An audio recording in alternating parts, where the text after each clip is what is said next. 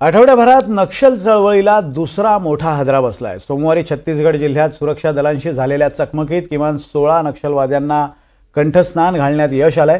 विशेष म्हणजे यात 1 कोटींचं बक्षीस असलेला मोस्ट वॉन्टेड चलपती त्याचाही समावेश आहे। कसं पार पडलं हे मोठं ऑपरेशन आपण पाहूयात या स्पेशल रिपोर्ट मधून। नक्षल चळवळीला मोठा हादरा, नक्षलमुक्त भारताच्या दिशेने मोठं पाऊल। छत्तीसगडमध्ये मारला गेला मोस्ट वॉन्टेड माओवादी। महाराष्ट्रासह छत्तीसगड आणि नक्षल प्रभावित राज्यांमध्ये नक्षल विरोधी व्यापक मोहीम हाती घेण्यात आली आहे। त्याच अंतर्गत छत्तीसगडमधील दक्षिण बस्तर जिल्ह्यात छत्तीसगड पोलीस आणि सीआरपीएफ जवानांकडून कोम्बिंग ऑपरेशन सुरू असताना नक्षलवाद्यांसह मोठी चकमक उडाली। यात घनदाट जंगलात पहाटे 5 ते 5:30 दरम्यान झालेल्या चकमकीत 16 नक्षलवादी ठार झाले। बिजापूर सुकमा तेलंगणा बॉर्डरवर देखील नक्षलवाद्यांना टिपण्यात आले। तर दुसरीकडे महाराष्ट्रासह आंध्र प्रदेशच्या सीमावर्ती भागातही नक्षलवाद्यांविरोधात व्यापक मोहीम हाती घेण्यात आली आहे। एका वरिष्ठ पोलीस अधिकाऱ्याने दिलेल्या माहितीनुसार या चकमकीत 1 कोटी रुपयांचं बक्षीस असलेला टॉप नक्षलवादी कमांडर जयराम उर्फ चलपती ही ठार झालाय।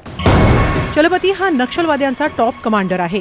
ओडिशाच्या स्टेट कमिटीच्या प्रमुख पदावर तो कार्यरत होता। जवळपास 30 वर्षांपासून तो नक्षल चळवळीत सक्रिय आहे। त्याच्यावर 1 कोटी रुपयांचं बक्षीस जाहीर करण्यात आलं होतं।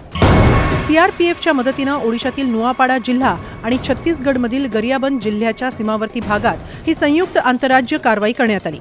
या भागातील घनदाट जंगलात सक्रिय असलेल्या नक्षलवाद्यांविरोधात एका गुप्त माहितीच्या आधारे 19 जानेवारीपासूनच मोहीम सुरू झाली होती।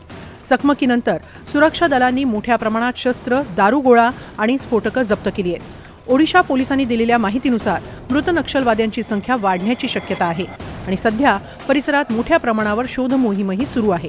दरम्यान या चकमकीत 2 महिला कॅडरही ठार झाल्याची माहिती आहे। तर दुसरीकडे राज्यात गडचिरोली जिल्ह्याच्या सीमावर्ती भागात छत्तीसगड पोलीस सीआरपीएफनं मोठं कोम्बिंग ऑपरेशन सुरू केलंय। जिल्ह्यातील नक्षलविरोधी पोलीस पथकाचे जवान या ऑपरेशनवर तैनात आहेत। तर केंद्र सरकारच्या गृह मंत्रालयाचं लक्ष छत्तीसगड राज्याकडे आहे। या ठिकाणी नक्षल्यांचा बिमोड करण्यात येतोय। या कारवाईनंतर केंद्रीय गृहमंत्री अमित शहा यांनी ऑपरेशनचं कौतुक केलं। इंस्टाग्रामवर पोस्ट करून त्यांनी त्यांची प्रतिक्रिया नोंदवली आहे। नक्षलवादाला आणखी एक मोठा धक्का बसलाय। नक्षलमुक्त भारत निर्माण करण्याच्या दिशेनं हे एक मोठं यश आहे।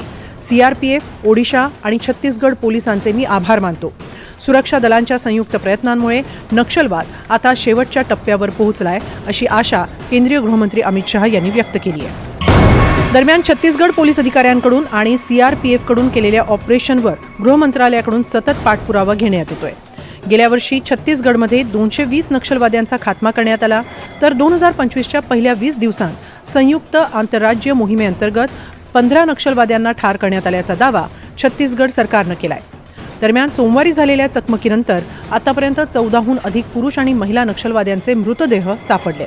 तर अद्याप छत्तीसगड, ओडिशा आणि राज्यात गडचिरोली जिल्ह्याच्या सीमावर्ती भागात कोम्बिंग ऑपरेशन सुरूच आहे। मनीष रक्षमवार, एनडीटीव्ही मराठी, गडचिरोली।